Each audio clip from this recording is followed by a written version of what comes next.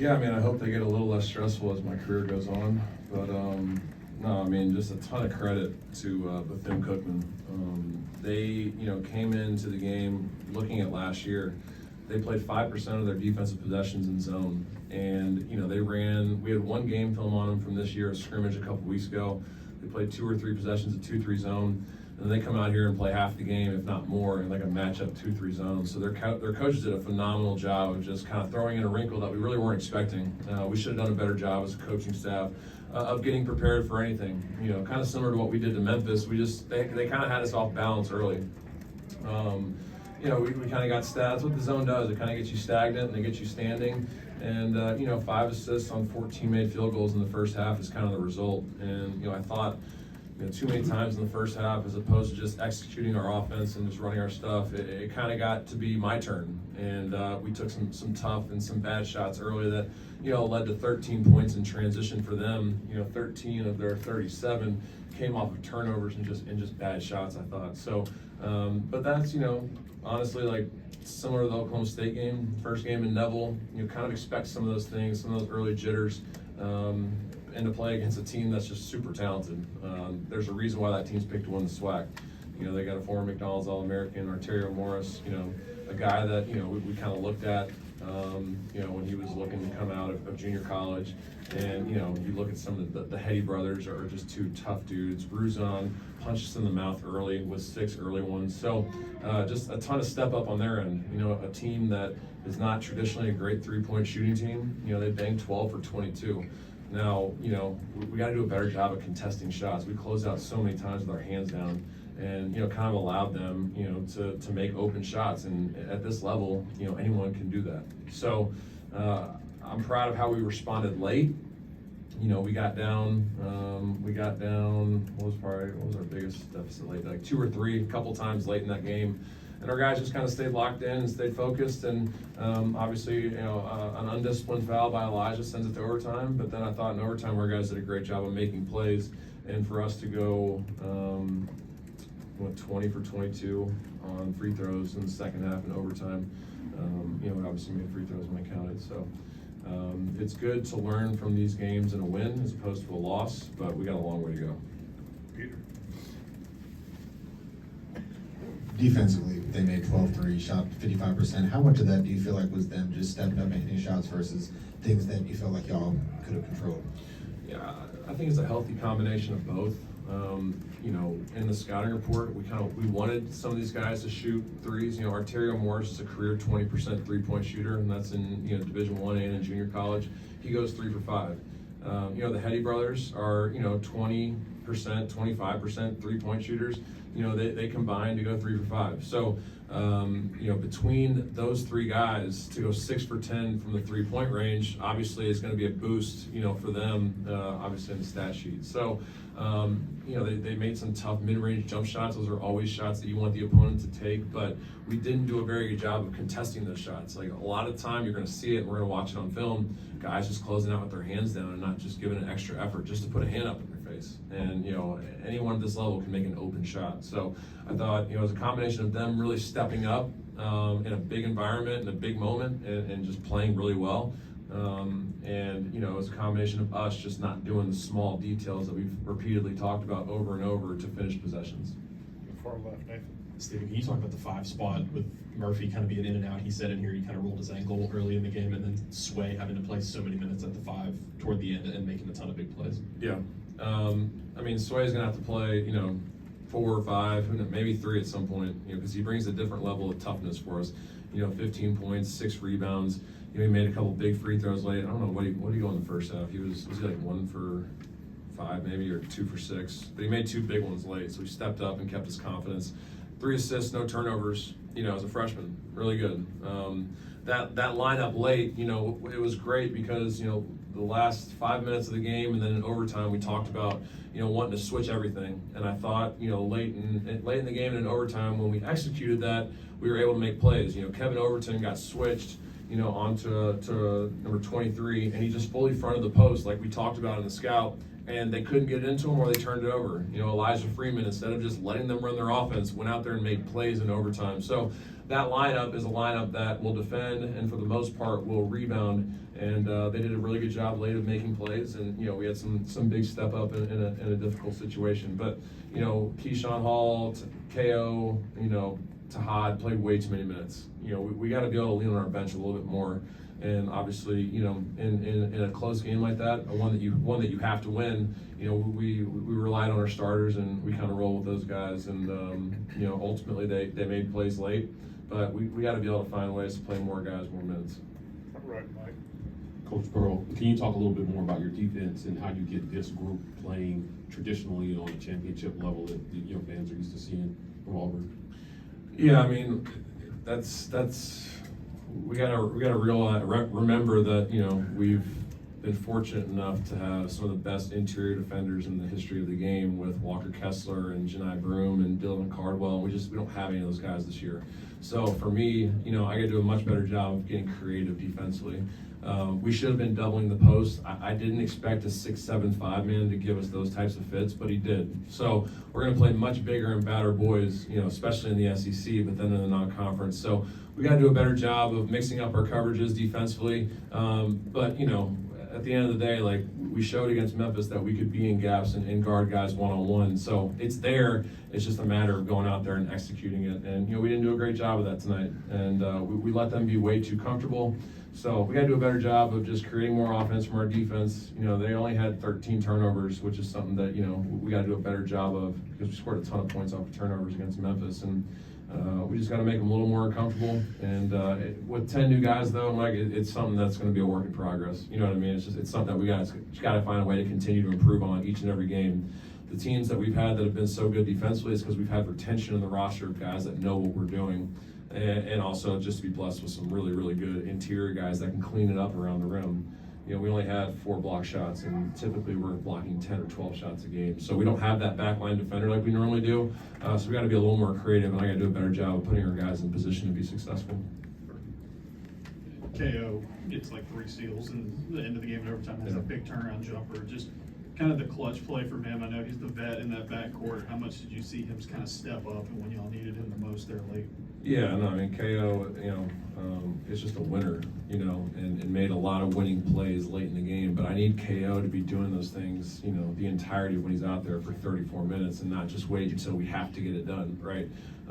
So he obviously made a big shot. Didn't make a 3 tonight, but made 3 big free throws. And then the 4 steals were just, him going out there and just making plays. And, I thought our guys responded really well to, some adversity. We get into overtime and, find a way to pull out a tough one. So proud of KO. He obviously had a lot of step up late. Got Greg Davis. Stephen Murph said that the guys gave you a game ball in the locker room after the game. I saw you share a moment with John Cohen. Just what are the emotions walking off the floor as a winning head coach for the first time? Well, it's actually my second time. No, it was good. A little bittersweet just because I would have liked for us to have played better. We didn't play great, so obviously I'm thrilled that we found a way to get the win. But my mind is immediately going to all the film I'm gonna be watching tonight and just trying to find ways to get better. It's an incredible opportunity I was blessed with, and I can't thank John enough for trusting me and putting me in this position to lead this basketball program. And the fans came out tonight and just really supported in big numbers. And I thought late when it really got going in there, it really gave our guys the courage to find a way to step up and make plays. So I just I know Auburn fans are tired of being told to be patient, so we're going to get our asses to work. But we, it's a group of 10 new guys, so it is going to take time for this group to learn, to grow, and to get better, and that's something that we're committed to doing every single day. Brian. You're close, Stephen. Just kidding. Sorry. Just wanted you to look back. 11 years ago, you started as assistant strength coach. What are some things you remember maybe from your responsibilities back then and how far you've come since? Yeah, I mean, I saw Doug Shows before the game, the referee, and I was a walk-on at Tennessee and playing garbage minutes as a player. And to go from that to being a 6th man on a team that went to an Elite 8 and been to the tournament every single year at Tennessee, to going and, you know, slugging around medical sales for 4 years, and like you said, to come here and be the assistant strength coach under Coach Damon Davis and do operations with, you know, one of our deputy ADs, Jared Banco, back when he was here earlier in his tenure, you know, to then becoming an assistant coach, to the defensive coordinator, associate head coach, and now the head coach. It's just a wild journey, and you know, one of the things that's been really cool about it is I've had so many of the same people in my corner along the way. You know, I walked out after shoot around today, and I had like 12 of my best friends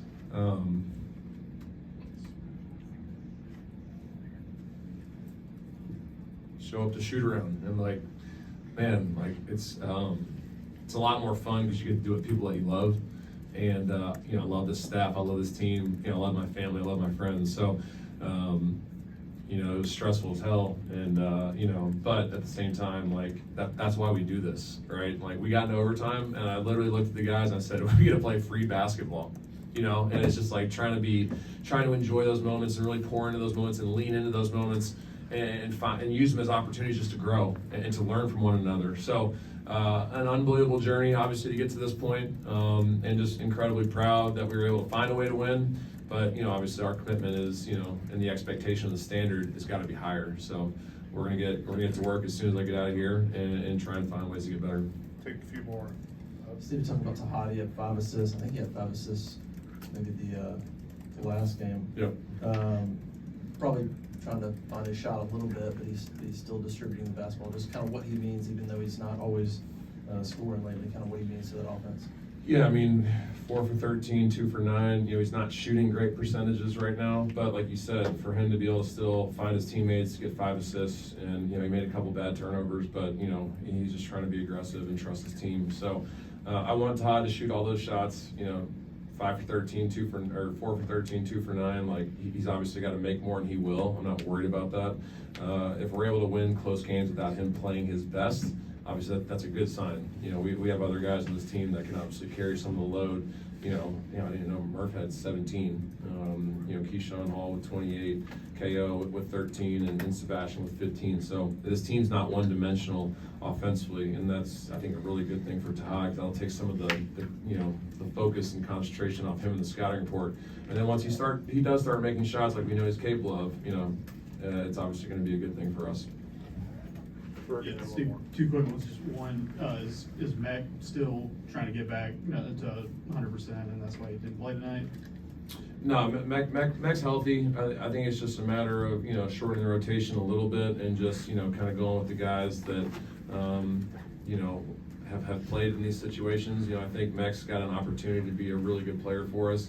He's just got to stay patient, stay right, and stay ready, because his number is going to get called at some point this year, and that's how it's always been in this program. So, you know, if we're not going to offer much resistance at the rim, it's going to be something that we're going to look at pretty seriously as far as inserting him and playing some more minutes, because, you know, while Phillip played so well against Memphis, you know, he wasn't nearly as good tonight, and he's got to do a better job in the minutes that he's out there. And Murph, you know, to only block 1 shot, he's got to do a better job of getting vertical at the rim, and Mac's a guy that you know is going to rotate. You know, whether you're supposed to or not, he's going to go rotate and block the shot, even when I tell him not to. That's just how he's wired. So if we can't offer much rim protection, you know, we may have to reevaluate and look. But Mac's obviously got to continue to grow, understand the offense, and he's got to slow down a little bit. Once Mac slows down, he's going to be a really good player. So we're going to continue working with him and continue to obviously try and build his confidence. And, you know, I think his time will come. Yeah, and also Elijah, you know, led y'all in plus minus, tied for the team leader rebounds again, had that ridiculous dunk as well. Just what did he give y'all tonight when he continues to give y'all that may not even necessarily be, you know, high scoring? Right. I mean, 9 points, 8 rebounds, 2 steals, and then plus 10. So he just affects winning when he's on the floor. There's still a lot of things he's got to clean up defensively. And I told him after the game, I was like, you spent, you know, you spent 27 minutes just kind of allowing them to be comfortable. And then in overtime, he just decided to go out there and make plays. And when Elijah goes out there and just decides to make plays defensively, that's when he can become a lead. And that's what's going to be a separator for him as far as if he's going to play at the next level or not. So to obviously, you know, have a really undisciplined foul, to send it to overtime, the response that young man showed, you know, he's a sophomore, guys. He's young. Obviously, it showed when he fouled, you know, the 3-point shooter at half court. but for him to be able to pick his head up and go out there and then make some really big plays late, that's something that we can work with, and obviously very proud of him for bouncing back so quick. One more. Coach, back here in the back, me and you, we actually talked at your introduction. I don't know if you remember. Oh, yeah. One of the things we talked about was, you know, how you will motivate your guys to Right. To finish. So, what was kind of the message going into that overtime to them, and what do you hope they're taking away to build on for the next game? Yeah, I mean, as soon as we sat down, they all looked at me, and I just smiled at them, and I was just like, "This is awesome! Like, we got to play free basketball. We got to play 5 more minutes of Auburn basketball." And that was the only 5 minutes of the game we played Auburn basketball. So you got to keep it light and lively in those moments. You know what I mean? Like they can't see you sweat. And you know, in that situation, we just we had to keep it light and say, listen, we got an opportunity to go out there and win the game now, right? We gotta respond from a tough situation late. What led to 3 free throws? 60% free throw shooter, banged three straight ones. So made some big shots right there, but. Our guys did a really good job of responding. They got the lead early in overtime, and our guys just kind of stayed with it and found a way to make plays, and obviously, ultimately get our first one of the year. Coach, thank you for your time.